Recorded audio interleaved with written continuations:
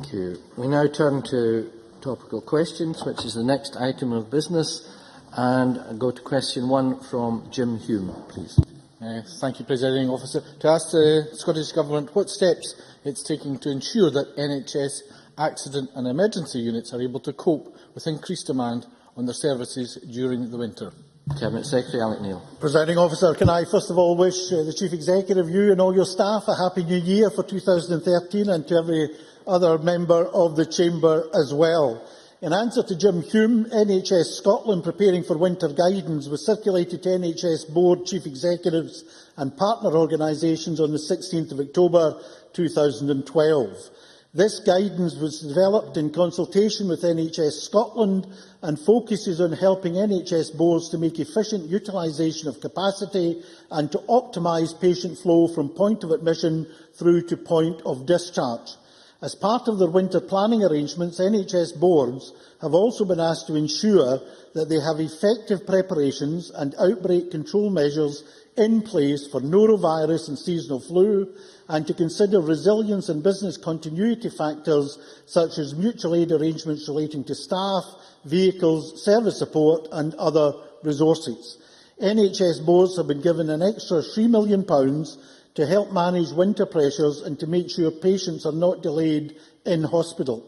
NHS boards will use the extra money to make sure that people can be discharged from hospital as soon as they are ready. These measures are over and above what NHS boards have already put in place. Thank you very much. Jim Hume. I thank the Cabinet Secretary for that response, and of course wish him and all others a Happy New Year too.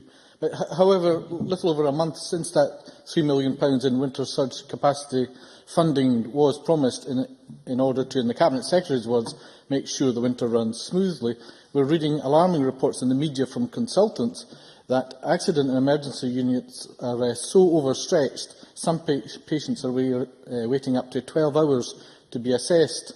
The additional funding has clearly failed. With the national 4-hour target likely to be under threat for January, does the Cabinet Secretary agree that more simply must be done to ensure the timely treatment of patients with the dignity and respect they deserve?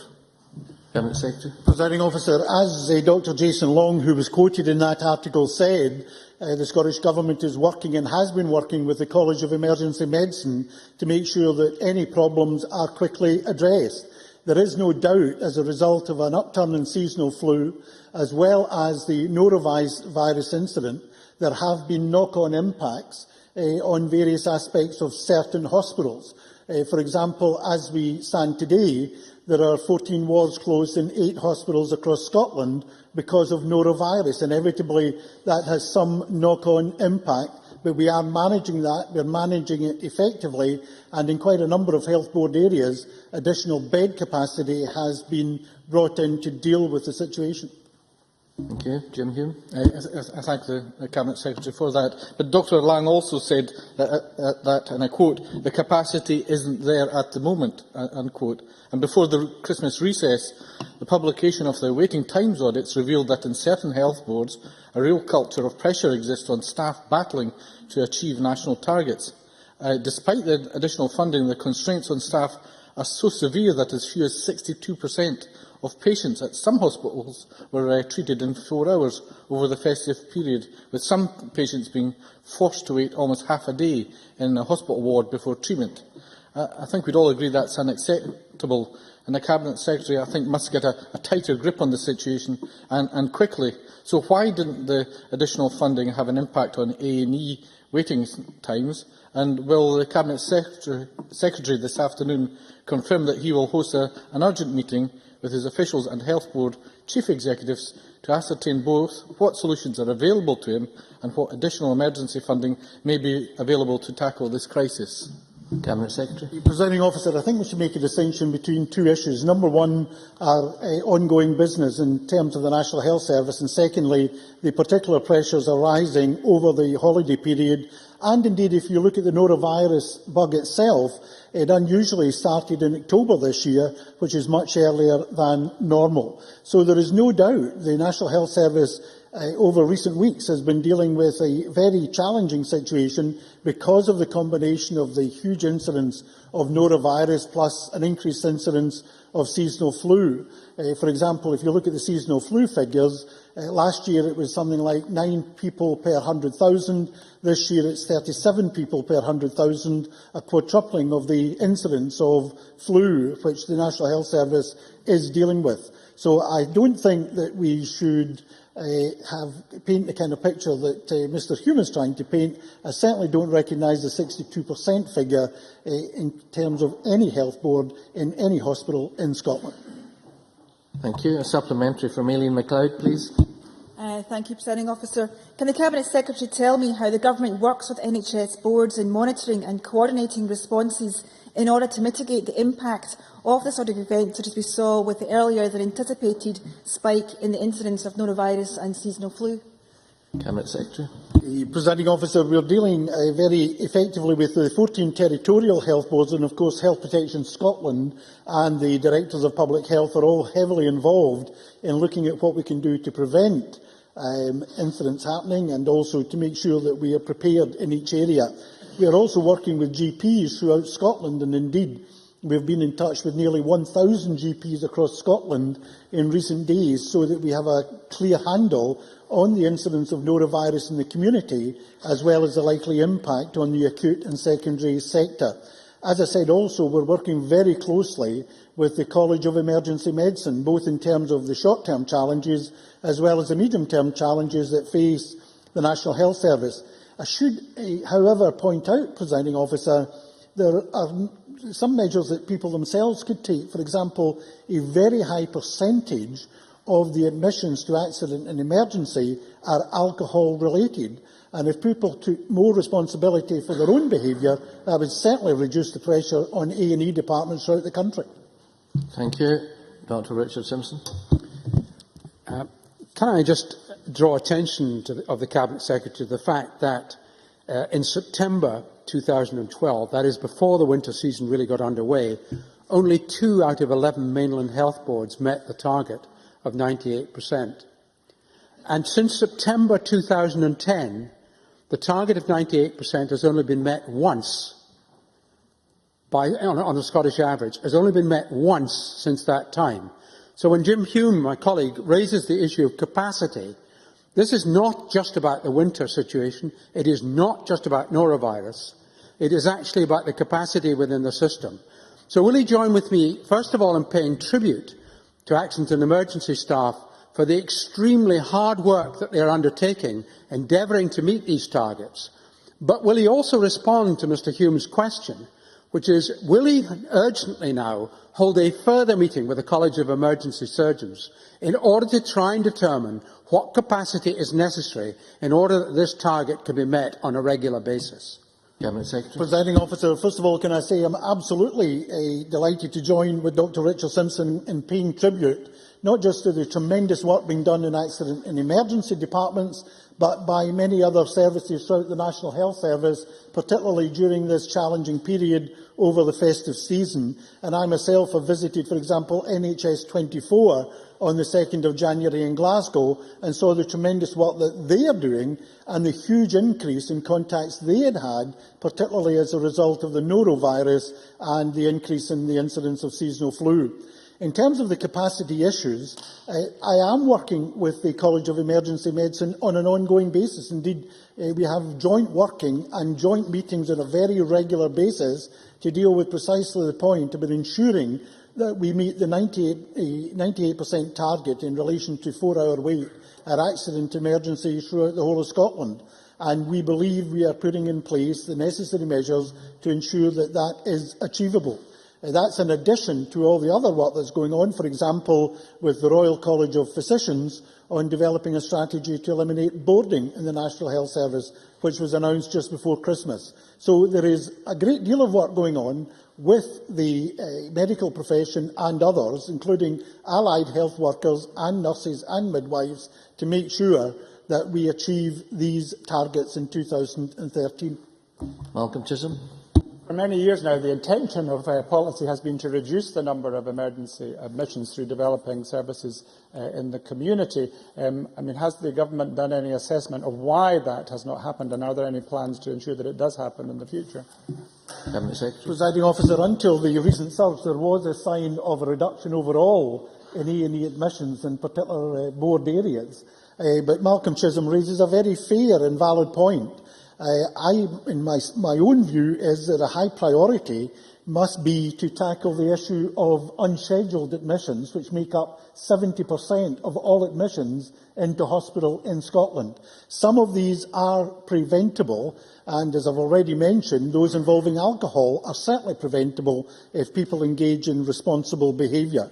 But Malcolm Chisholm is absolutely right. We need to do much more in terms of preventing unnecessary admissions, either to accident and emergency or to other forms of unscheduled care in the acute sector.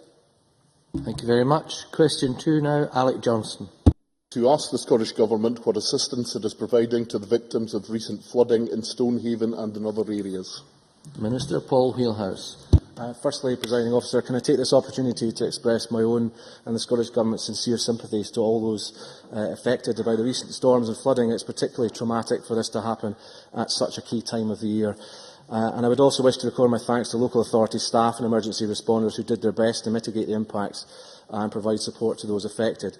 On Christmas Eve, I visited Stonehaven and indeed Brecon and saw firsthand the devastation and distress caused by this flooding.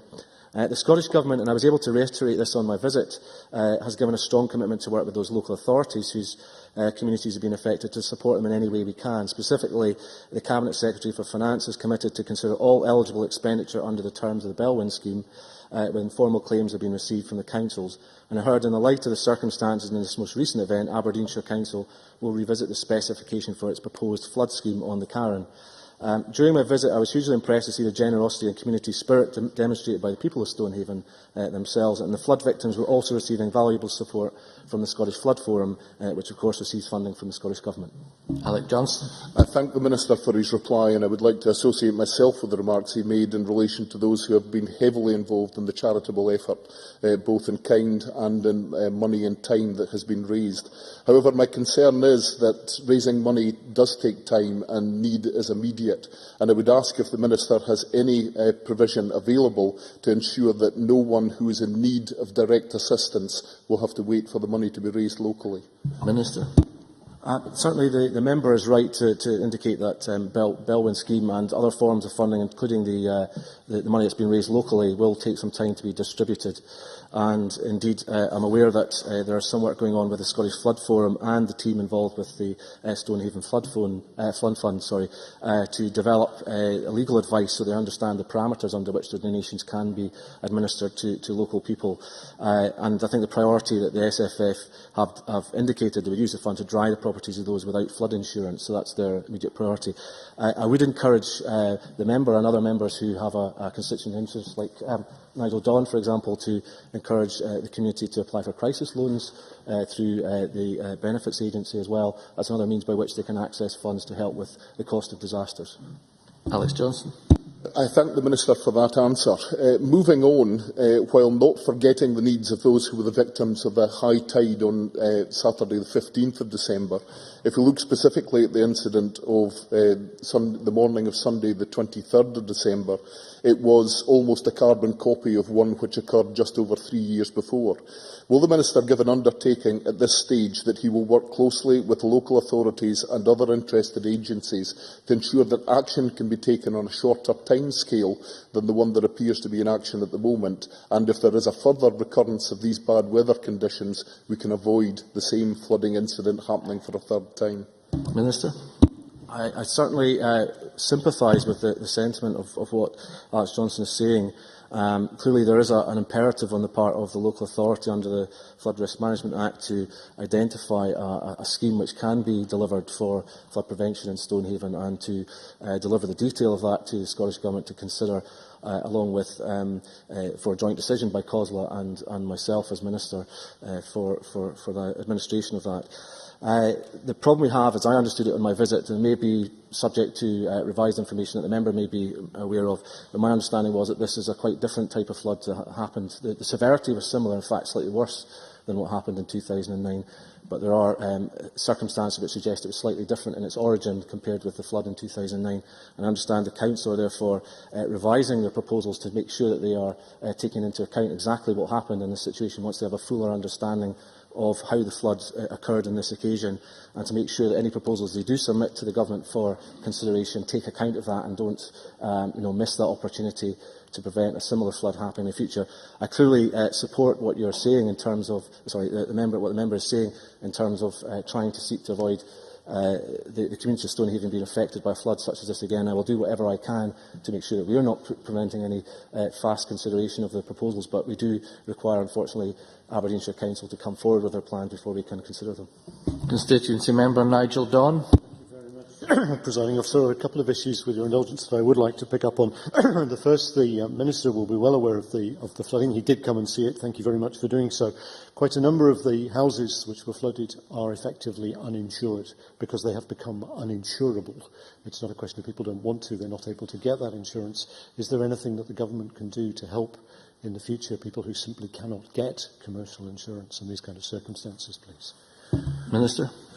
Well, certainly, Nigel Dawn is quite correct. I understand from the information that the Scottish Flood Forum have provided to me that approximately 10% of those affected by this flood in Stonehaven do not have flood cover, and early indications that 3 to 4% have no contents insurance, 6% have no flood cover at all, and 2 to 3% face flood excesses of between £2,000 and £10,000.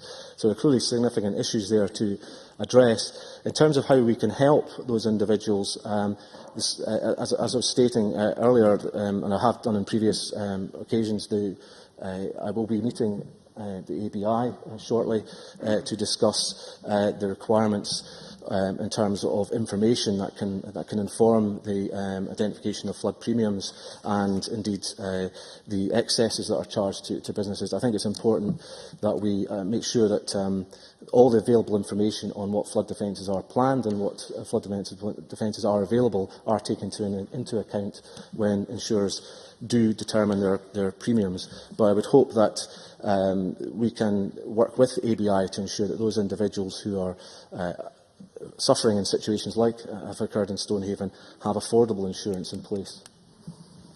Mr Dawn, briefly, please. Thank you very much, Presiding. I am grateful because the Minister also came to Brechin. Very grateful again for him doing that. Brechin got away with it, frankly, by the skin of its teeth. There is a scheme there which is already proposed. The Minister is aware of that. I'm wondering whether I can seek his assurances that that will be progressed through his officials as fast as possible. Briefly, please, Minister. I certainly will give the member my assurance that I will encourage my officials to deal with it as speedily as possible. Annabel Ewing. Thank you, Presiding Officer. Picking up on the important issue of insurance which arises post-flooding events such as in Comrie in my constituency, one of the issues is that the insurance company at time of renewal will say we don't have clear information about what the specific local authority is doing in terms of remedial action. Can I ask the Minister if he will undertake to discuss this matter with Perth and Kinross Council and indeed other affected council areas to seek that they proactively communicate with the insurance sector what it is that they are doing, such that that will help to reduce the risk that flood cover will be withdrawn? Minister. Certainly. SEPA has recently written to all local authorities seeking their permission to share the data that they provide to the Scottish Flood Defence Asset Database to wider professionals involved in flood risk management and allied services such as the insurance industry. But I do believe it would do no harm whatsoever for councils to be open about their future plans with the ABI and, where necessary, with individual insurers to help them, as I say, to inform them of the progress that the member has quite rightly identified and to help improve the availability and cost of insurance to the community. Because without that information, it's entirely reasonable that the insurance companies would assess the area to be at a continued level of high risk. But once those proposals are known or are being implemented, I think it's important that local authorities and all those involved with ensuring the industry share that information so that people do not face unreasonable levels of premium when trying to insure their properties. And as I say, I do have a meeting planned with ABI. I guarantee the member this is an issue I will raise with the ABI myself, and this will be happening in a matter of weeks.